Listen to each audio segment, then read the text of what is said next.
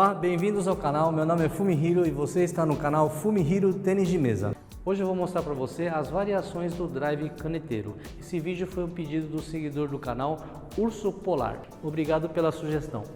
O drive caneteiro, nós temos vários tipos de drive, né? Caneteiro lisa, né?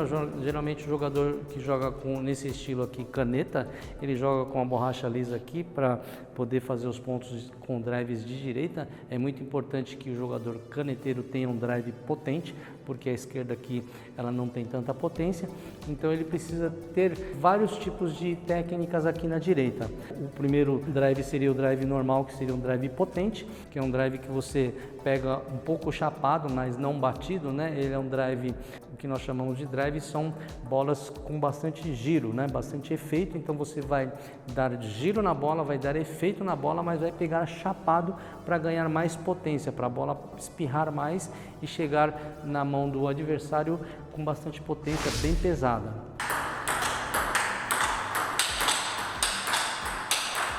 Para isso é necessário que você tire o backswing aqui bem grande aqui, girar o corpo bem, virar para o lado direito aqui. Na hora do impacto você girar isso aqui bem rápido e na hora do impacto também você colocar o peso na bola. Além disso também na hora do impacto você usar bastante o antebraço. O punho a gente usa só um pouquinho, né? Porque é um drive potente, então não há necessidade de você usar muito o punho aqui.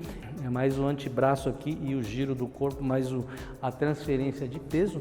Assim você consegue dar um drive potente.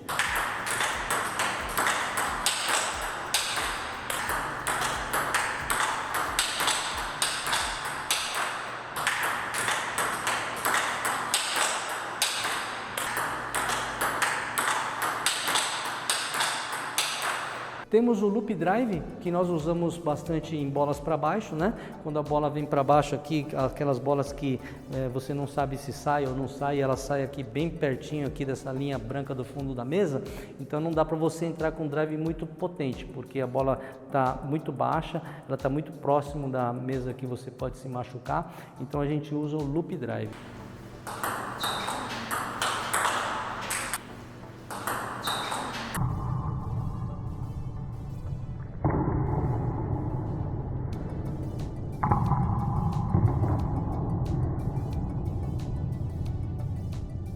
O loop drive você usa mais o punho, no caso você usa o antebraço também, você gira o tronco, só que você usa um pouco mais o punho aqui porque você tem que usar bastante efeito. Geralmente nós usamos esse drive mais no back no adversário, nós procuramos dar esse loop drive mais no back do adversário porque ele não tem tanta potência, mas ele tem qualidade, que é o efeito. Com bastante efeito você evita de tomar um contra-ataque muito forte. Se o adversário não sabe bloquear muito bem, se ele entrar com o ângulo errado, a bola pode sair fora da mesa. Como a bola está para baixo, para você conseguir levantar a bola é necessário que você flexione bem os joelhos, né? Você vira aqui, vira para a direita aqui e também flexione bem os joelhos.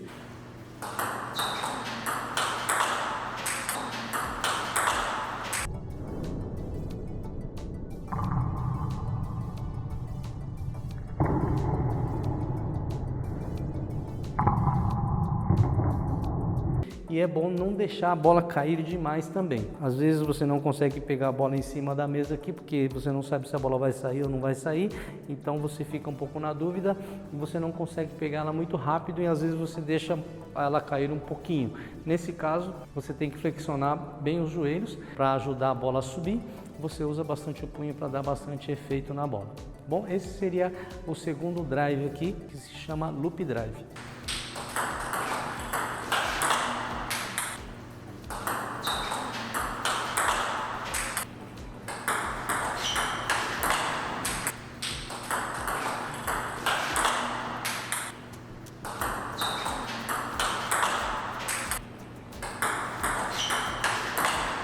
Se você está gostando do conteúdo do canal, clica aqui embaixo em valeu e contribua com o canal. E lá você vai poder deixar o seu comentário, onde o seu comentário vai ficar em destaque e eu vou dar prioridade nas respostas para quem está contribuindo com o canal. Depois nós temos os drives com curva, né? O curva para a direita, que seria daqui para cá, do meu lado esquerdo aqui e do lado direito seu aí. A bola faz curva para a direita.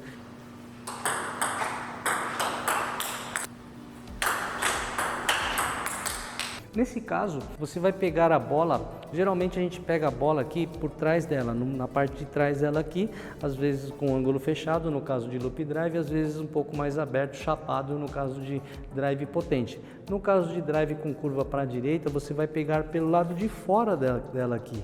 Para você pegar pelo lado de fora dela aqui, basta você abaixar o punho aqui. Você abaixando o punho aqui, ó, virando um pouco a raquete para esse lado aqui, ela já está preparada para você dar o drive com curva. Ou seja, pelo menos para pegar pelo lado de fora dela aqui.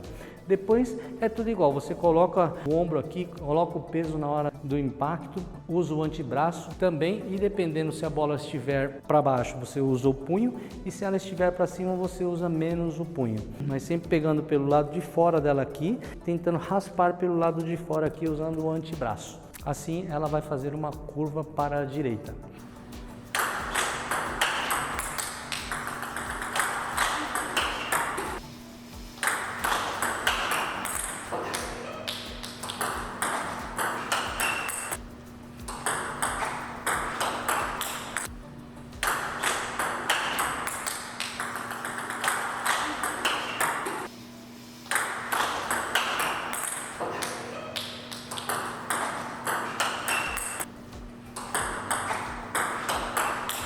E também tem o drive com curva para a esquerda, que nós chamamos de helicóptero, né? Nesse caso aqui é um drive um pouco mais difícil, porque você tem que pegar pelo lado contrário aqui, você tem que pegar por esse lado da bola aqui, lado de dentro da bola, para que ela faça a curva para o lado esquerdo seu aí e lado direito meu aqui.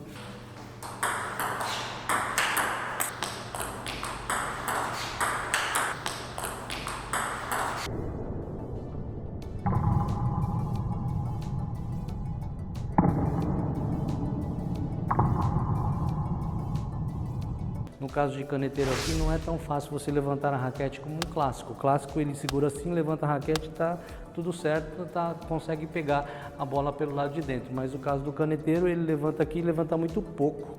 Então é um pouco mais difícil você pegar por esse lado de dentro aqui. Chamamos de helicóptero porque o movimento ele é mais ou menos desse jeito aqui. Alguns jogadores chamam de para-brisa também, porque parece um para-brisa aqui, né? Como você levanta a raquete aqui, você precisa abaixar um pouco. Vamos supor que a altura da bola está aqui. E você, para dar um drive normal, você dá assim. Se você levantar a raquete, você não vai pegar a bola. Então, você tem que abaixar um pouquinho para poder pegar essa bola aqui. É necessário um pouquinho do flexionamento das pernas, bastante, porque você vai fazer o drive mais ou menos na altura da sua cabeça aqui. Você vai abaixar o tanto para que a bola chegue mais ou menos na altura da sua cabeça para você fazer esse movimento aqui. É um pouco mais difícil, mas dá para fazer.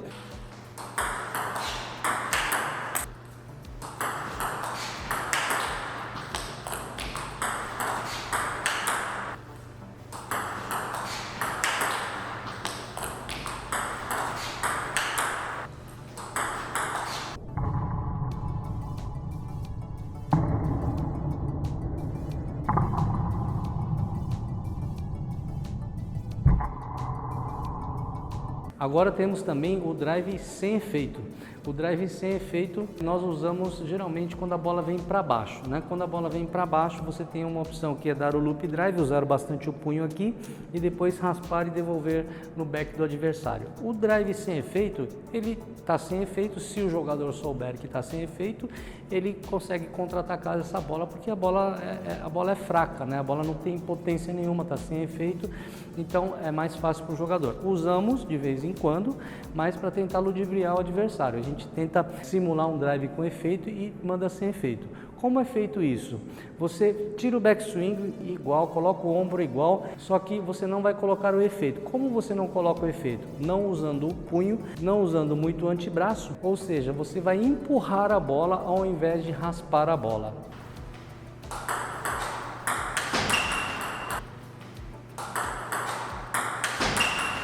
para que você consiga fazer isso com mais facilidade, nos drives normais, vamos supor que a bola está aqui, você leva o backswing o mais para trás possível para você vir acelerando para você conseguir dar efeito na bola. No caso do drive sem efeito, você de propósito, você coloca o ombro igual, só que você não leva a raquete muito para trás aqui, você deixa a raquete mais próximo aqui desse contato da bola para evitar que você venha acelerando. Assim você não consegue dar muito efeito na bola. Obviamente, fora isso, você não usa o punho. Você também, ao invés de você raspar a bola, você empurra a bola. Você empurrando a bola, você não consegue dar efeito. E aí, talvez consiga ludibriar o adversário, e o adversário achando que está com um efeito para cima, ele vai fechar bem o ângulo e a bola vai para a rede.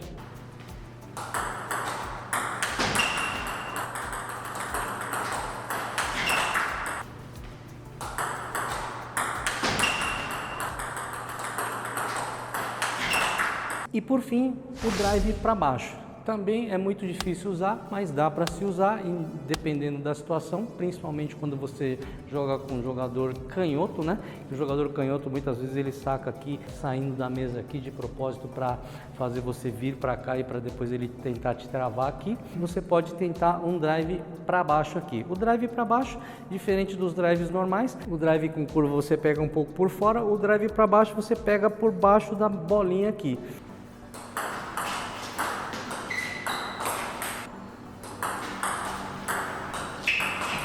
No meu caso, eu mudo um pouquinho a empunhadura, muito difícil a gente mudar a empunhadura caneta, mas nesse caso em particular eu mudo a empunhadura um pouquinho, facilitando com que a borracha vire para cima. Ela virando para cima eu consigo pegar pelo lado aqui de dentro dela. O adversário não percebendo isso, ele vai achar que está com efeito para cima, vai inclinar a raquete e ela vai para a rede.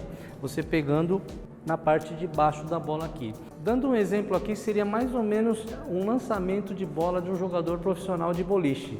O jogador profissional de boliche, ele joga assim, ele dá um gancho aqui, seria mais ou menos isso no caso de drive para baixo. Imagina você está jogando boliche, você faz esse gancho aqui e o movimento de caneta, você faria esse mesmo movimento, você pegando pelo lado de baixo da bola, seria considerado um drive para baixo. É muito difícil de fazer, muita gente não treina isso, mas existe essa técnica. Você não pode abusar muito, porque geralmente a gente não treina muito isso, então na hora do jogo, se você tiver a oportunidade de fazer, faça com cautela, não pense muito em potência, nada, somente em dar um pouquinho de efeito para baixo já é o suficiente para você conseguir ludibriar o adversário ou tentar dificultar a devolução do adversário.